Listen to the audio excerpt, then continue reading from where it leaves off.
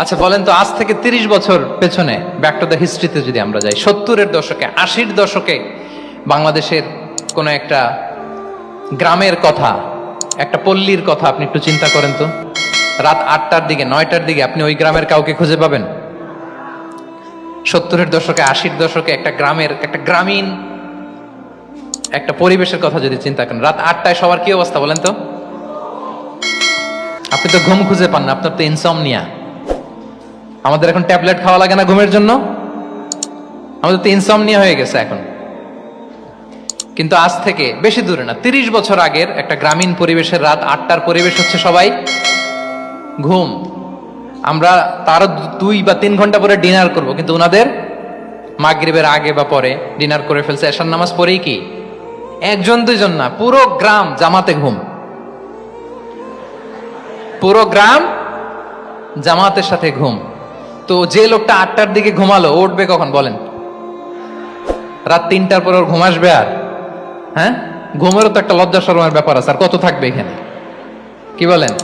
আপনি তো ঘুমাতে যান রাত 2টায়, আর আজ থেকে 30 বছর আগে আমার বাংলাদেশের একটা গ্রামীণ পরিবেশে রাত 8টার দিকে সবাই ঘুম। আমরা এখন যেই টাইমটাতে ঘুমোতে যাই, ওই সময় ওনাদের অর্ধেক ঘুম শেষ।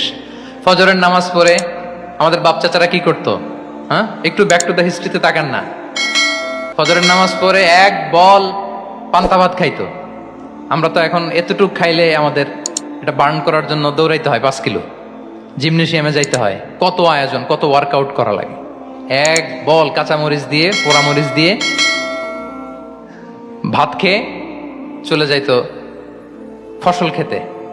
দুপুরে আবার এক বল, খাইতে বসলেই এক বল। আমরা সারা মাসে খেতে পারি না এক বল। আচ্ছা, কি খেত? খাওয়ার আইটেমটা দেখেন তো। কোনো ফরমালিন আছে? কথা বলেন। কোনো মেডিসিন ছিল না, একেবারে ফ্রেশ, হ্যাঁ, পিওর অর্গানিক। নিজেদের মাঠ থেকে আনা যে ধান, ঢেকি ছাটার ধান দিয়ে ভাত খেত। বাড়ির পুকুরের মাছ, কোনো ফরমালিন নাই। নিজের চাষ করা সবজি খেত, গোয়ালের দুধ খেত। আমরা অনেকে মনে করি যে আমাদের এই যে সায়েন্স এন্ড টেকনোলজিক্যাল অ্যাডভান্সমেন্টের যুগে আমরা বোধহয় খুব সুখে আছি। আমাদের দাদা পরদাদারা বোধহয় এত সুখ করে যায় নাই। ওনারা যে সুখ করে গেছে তা আমরা চোখেও দেখি নাই। আমার দাদা পরদাদারা যে সুখে লাইফ লিড করেছে, তার অর্ধেকও আমরা করতে পারি না। তারাই আসলে শান্তির, সুখের, আনন্দের সময়টা তারা কাটিয়েছে।